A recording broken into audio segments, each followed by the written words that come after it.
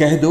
کہ اللہ نے ہمارے مقدر میں جو تکلیف لکھ دی ہے ہمیں اس کے سوا کوئی اور تکلیف ہرگز نہیں پہنچ سکتی۔ وہ ہمارا رکھوالا ہے اور اللہ ہی پر مومنوں کو بھروسہ رکھنا چاہیے۔ اور صبر اور نماز سے مدد حاصل کرو۔ نماز بھاری ضرور معلوم ہوتی ہے مگر ان لوگوں کو نہیں جو خشوع یعنی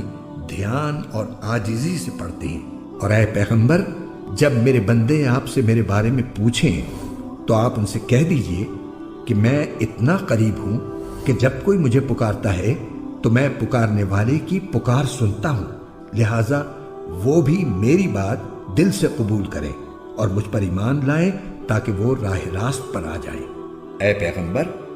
جس طرح دوسرے رسول بھیجے گئے تھے اسی طرح ہم نے تمہیں ایک ایسی امت میں رسول بنا کر بھیجا ہے جس سے پہلی بہت سی امتیں گزر چکی ہیں، تاکہ تم ان کے سامنے وہ کتاب پڑھ کر سنا دو جو ہم نے وحی کے ذریعے تم پر نازل کی ہے،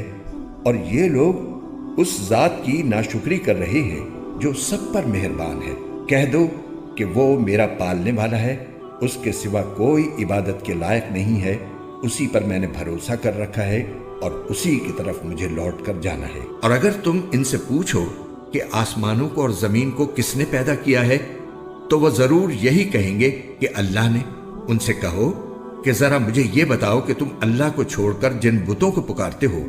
اگر اللہ مجھے کوئی نقصان پہنچانے کا ارادہ کر لے تو کیا یہ اس کے پہنچائے ہوئے نقصان کو دور کر سکتے ہیں؟ یا اگر اللہ مجھ پر مہربانی فرمانا چاہے تو کیا یہ اس کی رحمت کو روک سکتے ہیں؟ کہو کہ میرے لیے اللہ ہی کافی ہے، بھروسہ رکھنے والے اسی پر بھروسہ رکھتے ہیں۔ جن لوگوں نے کفر اپنا لیا ہے ان کے لیے دنیاوی زندگی بڑی دلکش بنا دی گئی ہے اور وہ اہل ایمان کا مذاق اڑاتے ہیں، حالانکہ جنہوں نے تقوی اختیار کیا ہے وہ قیامت کے دن ان سے کہیں بلند ہوں گے، اور اللہ جس کو چاہتا ہے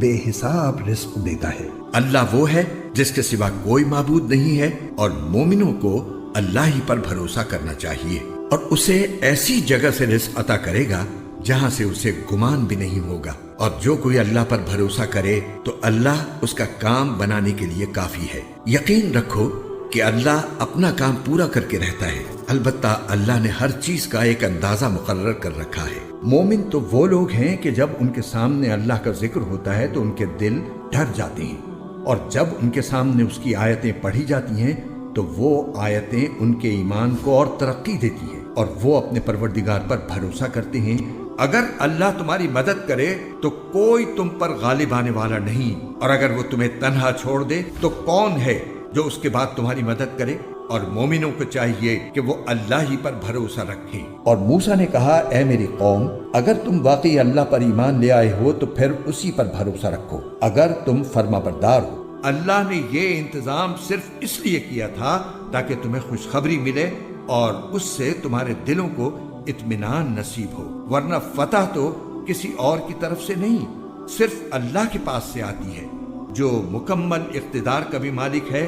تمام تر حکمت کا بھی مالک۔ اللہ نے ان کو اپنے فضل سے جو کچھ دیا ہے وہ اس پر مگن ہے،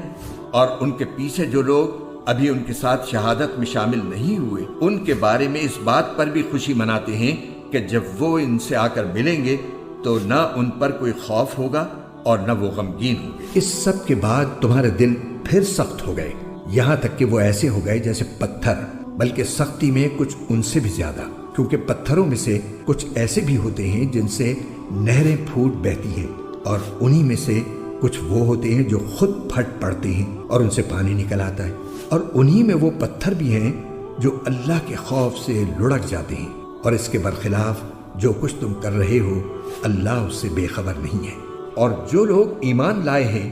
اور انہوں نے نیک عمل کیے ہیں ان کو خوشخبری دے دو کہ ان کے لیے ایسے باغات تیار ہیں جن کے نیچے نہریں بہتی ہوں